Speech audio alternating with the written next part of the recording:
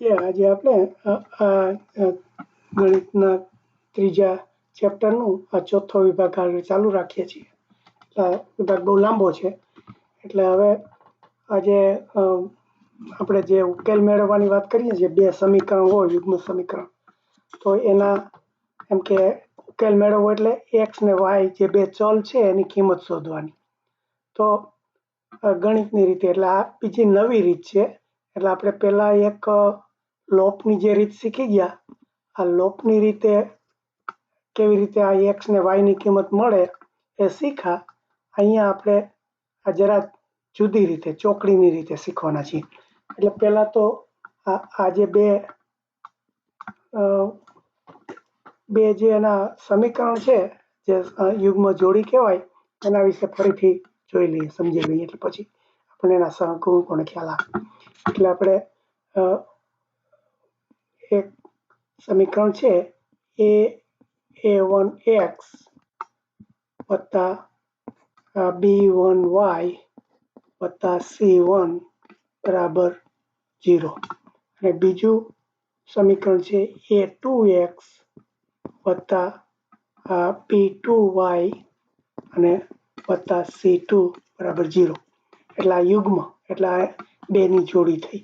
આ બે જોડીમાં આમાં પહેલામાં સહગુણકમાં આપણે જે એ સહગુણક હોય તે ફિક્સ હોય. આ એક્સ છે એ ચલ કહેવાય, આ વાય છે એ ચલ કહેવાય, એટલે એની આપણે કિંમત શોધવાની છે. આ બીજગણિતમાં આપણે એ અને બી આપ્યા છે, એ બી સી 3 સહગુણક છે, અને આપણે બે સમીકરણ છે એટલે એના આવી રીતે નીચે 1 2 એમ ભાગ કર્યા છે, એટલે a2 b2 અને c2. એટલે આવી રીતે આ 6 સહગુણક થયા. એટલે 6 સહગુણકનો ઉપયોગ કરી અને આપણે એમ કે આ એક્સ ને વાય ની કિંમત શોધવાની છે કે એક્સ ની કિંમત શું થાય સહગુણકમાં અને વાય ની કિંમત શું થાય એ જો. અને આને હવે ચોકડીની રીત કહે છે. એટલે ચોકડી કેવી રીતે પાડવાની, એટલે આપણે ખાસ તો એ સહગુણકો છે એને ગોઠવવાના છે. એટલે એ કેવી રીતે ગુણાકાર પછી કરે છે એ જો આ જે રીત બતાવી છે અહીંયા એ હું થોડું સમજાવું છું. એટલે આપણે જે ત્રણ આ ત્રિપદ છે, ત્રિપદી છે, તો ત્રણેયના પદના પેલા 3 આપણે ઉભા ખાના કોલમ કરવાના. એટલે આ એક્સ નું એક ખાનું કર્યો, એક બીજું વાય નું કયો, અને અહીંયા એક એટલે આ અચલ છે. આ ચલ છે, એક્સ ચલ છે, વાય ચલ છે, અને આ એક છે એ અચલ છે. એટલે એ તે 3. તો એના એમ કે 3 કોલમ કરવા હોય તો એના જે સહગુણક છે આપણે પહેલા નીચે મૂકવાના. અહીંયા જેમ બતાવ્યું છે કે આ a1 a2 b1 b2 અને c1 c2 એની નીચે પહેલા મૂકી દેવાના. એટલે અહીંયા હું આ a1 કહું, આ a2 બીજું, આ b1, અહીંયા b2 અને અહીંયા c1 c2. પછી આ ચોકડી માટે શું કહે છે કે વધારાના બે બીજા આ જે અહીંયા આ કોલમ ઉમેર્યા છે એનું એ એમ કે જે પહેલા બે છે એને ફરીથી રિપીટ કરવાના. એટલે આ બીજા આ 3 કોલમ છે, આ ચોથું કોલમ ઉમેરું એ એમ કે આને પાછી કોપી કરવાની. એટલે આ પહેલું અને બીજું એક્સ ને વાય નું છે ને, એટલે અહીંયા a1 અને a2 કોપી કર્યા, અને આ બીજું કોલમ છે આ b1 અને b2 કોપી કર્યા. એટલે આવી રીતે બધા એના સહગુણકોને આ ખાનામાં આવી રીતે ટેબલમાં ગોઠવી દીધા. અને પછી શું કહે છે કે એને પછી આપણે અહીંયા અમુક નિશાનીઓ આપે છે કે આ જે હોય કે એક્સ ની જે આવી રીતે ચોકડી પડે, આ ચોકડી પાડી છે એટલે, અને આ વાય ની ચોકડી આવી રીતે પાડી છે, અને આ 1 ની ચોકડી, એટલે 3 ની ચોકડીઓ પાડી છે. અને ચોકડી પાડી અને સાથે એનો ઉપયોગ કર્યો છે આપણે જે સૂત્ર ઊભું કરવામાં. તો કેવું શું કે જે ચોકડી પાડી, તો આમાં જે એરો બતાવ્યો છે કે આજે એક્સ માંથી આવી રીતે જે ચોકડી પાડી આ નીચે જતો હોય તો એને પ્લસ કરવાનું, અને આ ઉપર જતો હોય તો માઇનસ કરવાનું. એટલે અહીંયા જો આ જે પહેલું ખાનું છે એમાં એને આવી રીતે સૂત્ર મૂકવાનું કે જેનું તમે ચોકડી પાડી હોય, એક્સની ચોકડી પાડી, તો આ જે નીચે જતું હોય એને પ્લસ લેવાનું, ઊંચે જતું એને માઇનસ લેવાનું. આ નીચે જતું હોય બેનો ગુણાકાર કર્યો એટલે આ B1 અને B2 નો, આ B1 અને C2 એનો પ્લસ લીધા નીચે ગયો એટલે, અને માઇનસ કરીને આ B2 અને આમ ઊંચે ગયા એટલે માઇનસ કર્યા, એ બેનો ગુણાકાર માઇનસ કર્યો B2 C1. એટલે આવી રીતે એને x ની નીચે એક મૂક્યો. પછી શું કહે છે આ y નું એવી રીતે y ની અંદર તમે આ C1A2 જે છે આપણે જો આપેલા વધારાના ખાના કર્યા હવે એનો ઉપયોગ થાય છે. એટલે અહીંથી કહેતા હતા કે આમ એક ચોકડી કરી, આમ કરી, પછી આ y નું અહીંથી આમ ચોકડી કરી, આમ કરી, અને આ એકને આમ કરી, આવી રીતે કરી. એટલે જો આને જરાક કલરમાં બતાવું તો આ પ્લસની થઈ, આ બે પ્લસની થશે, અને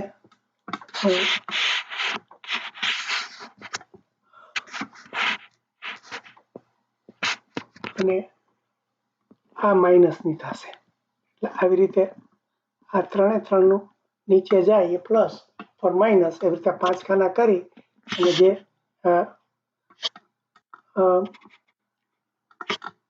ટેબલ બનાવ્યું અહીંયા એ આપણે એને ત્રણેયને આ એક્સની નીચે આ એની એક છેદમાં જે આવે એક આ નીચેની ચોકડી થાય, અને આ નીચેની ચોકડી થાય, અને બીજી આ ઉપર માઇનસની ચોકડી થાય. એટલે આવી રીતે આનું મૂકવું. એવી જ રીતે આ વાયનું છે તો આ જે છે એના આ ચોકડી કરવા માટે આ A1 અને C2 આ પ્લસમાં થયા, અને આ C2 ગુણ્યા A1 એ માઇનસ થયા. એટલે તમે A1 C2 કહો કે C2 A1 કહો એ સરખું જ થાય. એટલે એ રીતે આ વાયનો મૂકો. એવી રીતે આ એકનું છે તો એકમાં એમ કે આ A1 B2 પ્લસ થયા અને નીચે ગયા એટલે, અને આવી રીતે A2 B1 છે એ માઇનસ થાય, A2 B1 છે એ માઇનસ છે.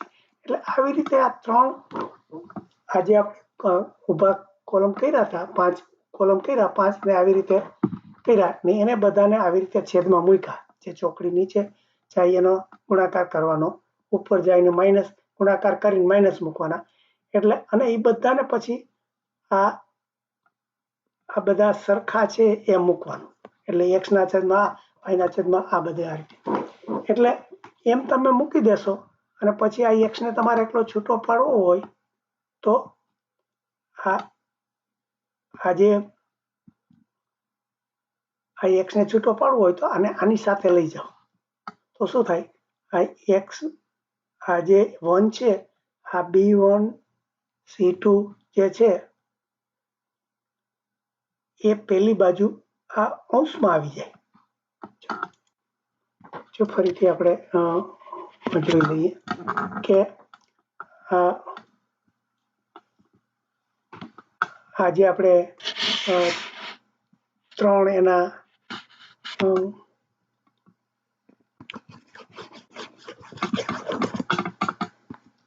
આપણે જે કર્યા કે એક્સના છેદમાં આ જે નીચે ગયા એને પ્લસ કર્યા, એટલે આ B1 C2 આ માઇનસ આ ઉપર ગયા આ B2 C1 અથવા તો C1 B2 ગમે તે લખો તો ચાલે. એટલે તમારે C1 B2 લખ્યું છે એ પછી એના બરાબર આ જે વાયનો ગુણાકાર બે થયો, વાયમાં કોણ થયું આ C, એટલે વાયની નીચે આ C1A2 અને આ માઇનસમાં જે ઊંચું જાય કે C2A1 આ અને આ 1 ની નીચે આ બે થયા A1 B2 A1 B2 અને આ ઊંચું ગયું માઇનસ, તો કે માઇનસ B1 A2, એટલે આ રીતે થયા. તો જો આપણે આમાં આ x ની કિંમત જોતી હોય તો હવે આ 3 બરોબર સરખા થયા. તો આપણે x ની કિંમત જોતી હોય તો શું કરવાનું કે આ જે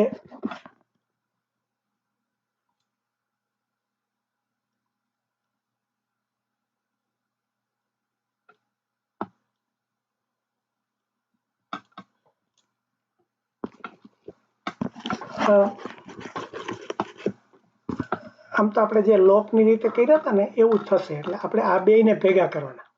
આપણે આ જે આ એક છે એની સાથે તમે આ બે બધા સરખા છે એટલે બે જો સરખા મૂકો તો એમાં y વચ્ચે ક્યાંય ના આવે એટલે x ની કિંમત મળી જાય. તો આપણે આ બે છે કે x ના છેદમાં b1 c2 minus c1 b2 બરાબર 1 ના છેદમાં આ જે બીજું છે અહીંયા મૂકીએ a1 b2 minus b1 a2. તો આપણે જો x ની કિંમત જોતી હોય તો આને આપણે આ છેદમાં છે અને પેલી બાજુ અંશમાં લઈ જઈએ એટલે કિંમત મળી જાય. બસ x બરાબર અહીંયા આ b1 c2 ઉપર મેં મૂકી દીધા માઇનસ c1 b2 અને આ નીચે એના છે જે a1 b2 અને b1 a2. એટલે આવી રીતે x ની કિંમત મળી ગઈ. તો એ જ પ્રમાણે જો y ની મારે જોતી હોય તો y માં શું કરવું પડે, આ જે x ની સાથે કર્યું હતું એવી જ રીતે મારે આ જે y ની કિંમત છે કે આ y નું બરાબર આ જે છે એમાં મૂકી દો. એટલે તો શું થાય કે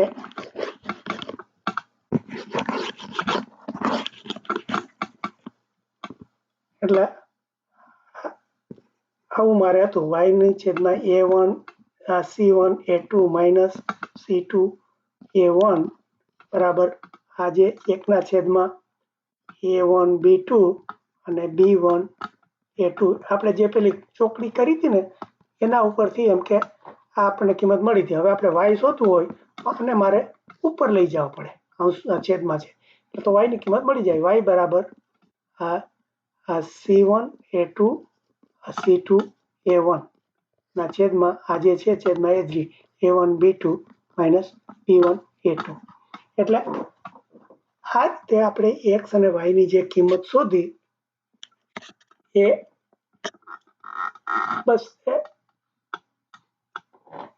એ આપણે એનો જવાબ આવી ગયો કે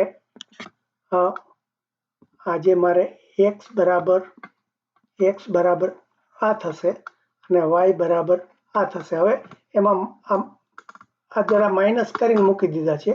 અથવા તો તમે જો આ બેની a2 c1 પ્લસ છે અને જો માઇનસ કરવો હોય તો આ શું કામ કર્યા ખબર નથી. એટલે ઘણી વખત એનો a અને c માં વધારે ઉપયોગ આવશે એટલે a1 ને પહેલા લીધા એટલે ખબર નથી. પણ આ બેમાં કંઈ ફેર નથી, ખાલી એની આકારની આ જે પ્લસ નિશાની હતી એની આગળ આખું માઇનસ થઈ ગયું.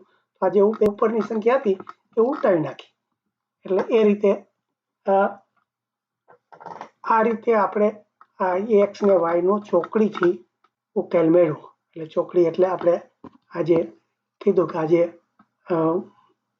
આ બે આ 5 ખાના કર્યા હતા એને આવી રીતે કર્યું. આ y નું જે એનો ઉપયોગ કરવા માટે આવી રીતે આ ચોકડી મારી અને આ એકની માથે ચોકડી. એટલે આ 3 વસ્તુના આપણે અહીંયા ઉપયોગ કરી આ ત્રણેયના જે એને બરાબર સરખા મૂક્યા અને પછી બસ x ને y ની કિંમત આપણને આ મળી ગઈ. એટલે આ રીતે એનો ઉકેલ થયો. હવે એને આ જરા શબ્દોમાં એને મૂકી દીધું છે કે જો a માઇનસ b 0 ના હોય, આ એટલા માટે શરત કરવી પડે કે જો આમાંથી આના બરાબર 0 થઈ જાય તો તમારે કોઈ તમને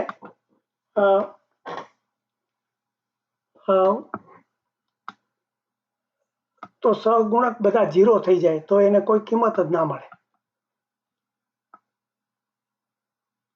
જો એ બરાબર આ ઝીરો નથી એટલે એને બીજી રીતે આ મુકાય કે A1 ના છેદમાં A2 ના બરાબર B ના છેદમાં B2 નથી.